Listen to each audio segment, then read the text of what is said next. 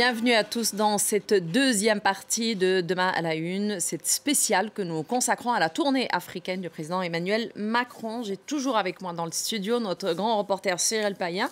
Rebonjour Cyril. Bonjour. Et puis Hassan Diop qui est journaliste spécialiste de l'Afrique. Bonjour Hassan, un plaisir de vous retrouver. Bonjour Aziza. Alors, je reviens vers vous Cyril, on a beaucoup parlé donc de l'étape Gabon. Vous allez suivre cette tournée justement, ce voyage officiel. Quelles sont les thématiques justement des autres arrêts et des autres étapes? Enfin, je vais essayer de suivre parce que c'est un vrai marathon diplomatique dont est coutumier le président français, très ambitieux, vous le disiez, qui en fait devrait amorcer un nouveau paradigme de la diplomatie française qui a été initié par le président français, très offensif. Donc le Gabon pour ce sommet écologique, dont on insiste d'ailleurs à Paris pour dire que ce n'est pas un sommet bilatéral d'homme d'État, c'est vraiment un sommet avec 12 présidents du bassin du fleuve Congo qui vont être présents, de très impressionnantes délégations, puis avec une volonté d'arriver à quelque chose. Ça, c'est marqué sur le papier. Mais ensuite, évidemment, il y a une étape assez rapide en Angola. Ça, c'est aussi l'accent que veut mettre l'Élysée, nous dit l'Élysée, pardon, sur les pays lusophones, pour cette tentative de reconquête, alors qu'on sait que la France glisse en influence. Il y aura certainement des accords de partenariat agricole en Angola. Ensuite, Brazzaville, aussi un pays qui a de longues relations avec la France, évidemment. Il s'agirait d'un voyage mémoriel. On n'en sait pas beaucoup plus. Et puis ensuite, la dernière étape, c'est Brazzaville, j'ai dit, et Kinshasa, pardon, une étape assez importante où là, il s'agira de beaucoup de culture, nous dit l'Élysée. Donc un voyage important, près de 5 jours de déplacement avec de très impressionnantes délégations et qui va être amorcé avec un discours qu'on attend important, peut-être même historique, lundi, prononcé depuis Paris par le président français. Peut-être une refonte du nouveau paradigme de la position française en Afrique dans cette période un peu difficile et flottante pour l'influence française. Alors Hassan, justement, comme Cyril vient de le dire, la France glisse en termes d'influence en Afrique. Mais quand on regarde justement les grands sujets sur lesquels on peut jauger un petit peu de cette influence. Alors quand on regarde sur le plan commercial, aujourd'hui, c'est la Chine qui est le premier partenaire du continent. En matière d'aide au développement, ce sont les États-Unis. Et je parle encore aussi bien la Chine, les États-Unis que la Russie dont je vais parler. Tous ont envoyé des émissaires cette année depuis le début de l'année. Après les États-Unis, sur l'armement, la Russie largement en tête. Comme fournisseur du continent noir, la France, comment est-ce qu'elle peut remonter la pente avec tout ça? Écoutez, d'abord, il faut rappeler que ce recul de l'influence française en Afrique s'inscrit globalement dans cette défiance des Africains, de plus en plus nombreux, à l'égard des pays occidentaux. Alors, il y a plusieurs facteurs à cela. Il y a aussi bien l'attitude des pays occidentaux, notamment le Royaume-Uni et la France, pour faire chuter le régime Kadhafi en mettant les Africains à l'écart en 2011. Il y a aussi la politique migratoire des pays occidentaux, notamment européens, la France vis-à-vis des pays africains. Il y a aussi cette émergence de figures politiques souverainistes en Afrique, populistes qui réaffirment leur souveraineté, que ce soit d'ailleurs du côté des militaires maliens, burkinabés, ou même d'un certain nombre d'acteurs politiques dans un pays comme le Sénégal, qui est considéré comme une vitrine démocratique. Donc il faut que Emmanuel Macron s'inscrit dans ces transformations.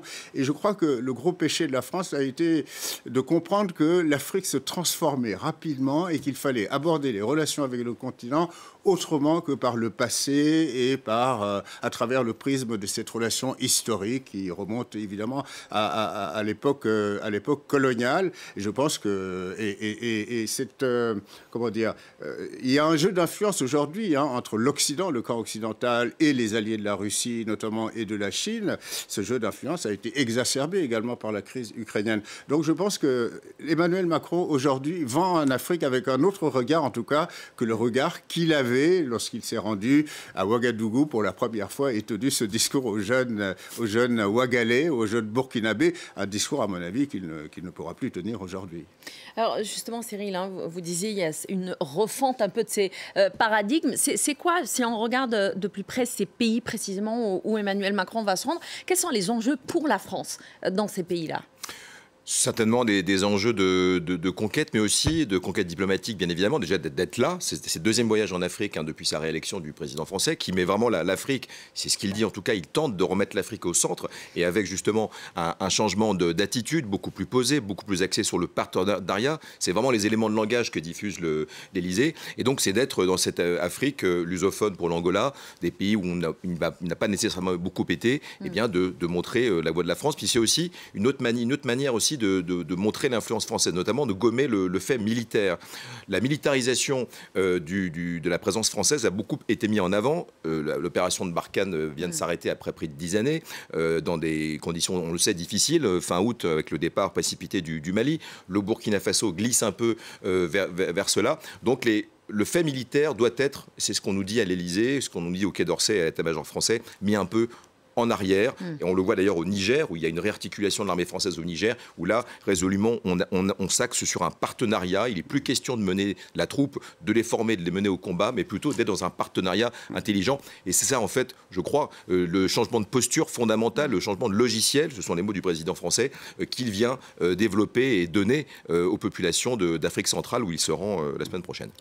Oui, et ce partenariat, à mon avis, c'est-à-dire qu'avant, en fait, la France fixait les règles du jeu. Aujourd'hui, les Africains ont des exigences, je dirais, dans leurs relations avec les autres pays. Et puis, il y a des concurrents aussi sur place. Il y a une concurrence. Enfin, je veux dire, il y a la Chine, la Russie, on l'explique un petit peu au début. Exactement, et puis il y a les conditions de relations entre certains pays et l'Afrique. La Chine a moins de conditionnalité avec les pays africains que la France, que les pays occidentaux. Là, en parlant de la Chine, Hassan, en parlant de la Chine. Alors, on sait que depuis 1991, Pékin consacre toujours la première tournée à l'étranger de l'année, la consacre à un pays africain, à l'Afrique. 2023 n'a pas échappé à cette règle.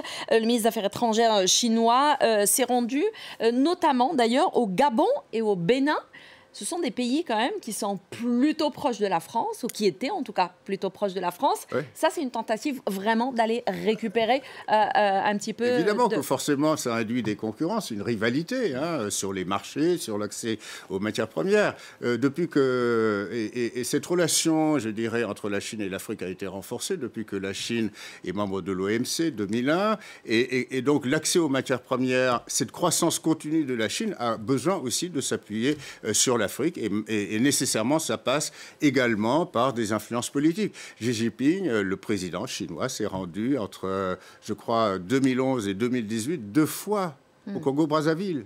Alors que pour Macron, ce sera la première visite officielle dans cet ancien pays sous tutelle coloniale française.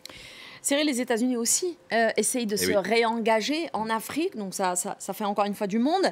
Les États-Unis qui essayent de tourner aussi la page Donald Trump, qui avait purement et simplement insulté les pays africains. Ça rame un peu derrière aujourd'hui ? En tout cas, on part de tellement loin avec l'ère Trump pour nos pauvres amis américains que c'est vrai que voilà. Mais le président Biden connaît bien le geste diplomatique. Il a un secrétaire d'État, Anthony Blinken, qui est très rompu à cet exercice. Et on sent bien, oui, qu'il y a une impulsion très importante envers l'Afrique depuis Washington, et qui a été renforcée par la guerre en Ukraine, puisque là aussi, il y a une lutte d'influence entre Washington et, d'un certain égard, Moscou et la Chine. Il faut être présent dans un endroit où il y a des votes, où il y a de l'influence, où il y a des décisions. Et on a vu, pour parler encore de flottement, beaucoup de flottement dans les réactions vis-à-vis notamment des Nations Unies, quand il fallait voter pour ou contre l'invasion russe en Ukraine. Beaucoup de pays africains ont pris parti. Donc il faut aller regagner ses voix, regagner ses cœurs, et c'est pour ça que ça n'échappe à personne que l'Afrique est vraiment centrale maintenant, et beaucoup plus centrale qu'elle ne l'a jamais été dans la diplomatie internationale, et ça les Américains l'ont compris, et les Africains, pour la première fois, ont un choix. C'est-à-dire qu'ils ne traitent pas les Français comme les partenaires traditionnels. Alors, est-ce que c'est bien ou pas? En tout cas, c'est la réalité. Voilà. Et ils ont le choix. Les Chinois, les Russes, les Turcs, les Indiens. Et puis donc, les Américains l'ont compris aussi. Il y a vraiment un enjeu de mondialisation à courtiser, ou en tout cas à conquérir l'Afrique en ce moment. Alors, Hassan, Emmanuel Macron donc, disait vouloir faire de l'Afrique une priorité de ce deuxième quinquennat. Je rappelle qu'en juillet dernier, il avait déjà effectué une première tournée qu'il avait emmenée au Cameroun, Bénin, Guinée-Bissau. Comment est-ce que lui est perçu dans ces pays africains? Est-ce qu'aujourd'hui, les pays, en tout cas, qui disent avoir un problème avec la France, ont un problème avec la France ou un problème avec Emmanuel Macron? Est-ce qu'il y a une différence entre les deux? Ben, je crois que tout ça se mélange, mais en tout cas, il y a une nouveauté, c'est une exigence des dirigeants africains, des pays africains, à affirmer véritablement leur indépendance, leur souveraineté, d'avoir le choix de leurs partenaires économiques, d'avoir le choix de leurs partenaires commerciaux, et également de conduire les politiques qui leur semblent les plus adaptés à leur pays, y compris d'ailleurs des jantes militaires. Et à partir de là, évidemment, ce que veulent les États africains, c'est de traiter avec la France d'égal à égal, y compris les anciennes colonies. Et je crois que de ce point de vue-là, ce sont plutôt les Français qui doivent s'adapter que le contraire. Voilà, c'est-à-dire que les Africains aujourd'hui ont des cartes en main et sont des acteurs influents sur la scène internationale, sans doute tout relatif, mais je pense que c'est aux autres partenaires à s'adapter. On a appris notamment cette semaine, je crois, après le discours de Varsovie de Biden, que l'épouse de Joe Biden va effectuer une tournée en Afrique, et ce n'est pas par hasard. Il y a beaucoup de monde en Afrique en ce moment. Il y a beaucoup de monde. Déjà depuis le début de l'année. En 2 mois, en fait, il y a eu vraiment énormément d'émissaires. Et pour en revenir justement à cette question, on l'a vu aussi d'ailleurs en Afrique du Nord. Hein, on ne parle pas que de l'Afrique subsaharienne. Aujourd'hui, c'est vrai que la France peine un petit peu même à avoir un dialogue et à avoir une communication en fait avec les pays africains. La France, en tant que très ancien partenaire, je dirais partenaire, et bon, on peut utiliser d'autres éléments de langage, mais je vais dire partenaire, évidemment cristallise en bonne connaisseuse réciproque un nombre énorme de problèmes.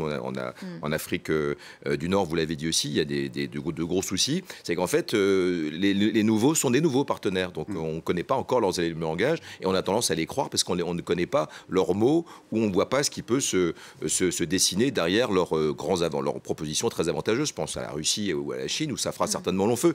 Il faut quand même toujours se méfier des dons, des cadeaux gratuits de la Chine ou de Moscou. Donc le partenaire traditionnel, c'est la France et on peut lui taper dessus parce qu'on se connaît. Et la présence de la Chine et de la Russie en Afrique ne date pas d'aujourd'hui. Ça remonte aux années 60. Oui, absolument, c'est vrai. Merci beaucoup, merci en tout cas à vous deux. Et puis, je rappelle encore une fois, vous allez suivre, essayez de suivre en tout cas ces tournées africaines et que nos téléspectateurs pourront suivre sur France 24. Merci Hassan Diop et merci Cyril Payet d'avoir été avec nous tout le long de cette émission.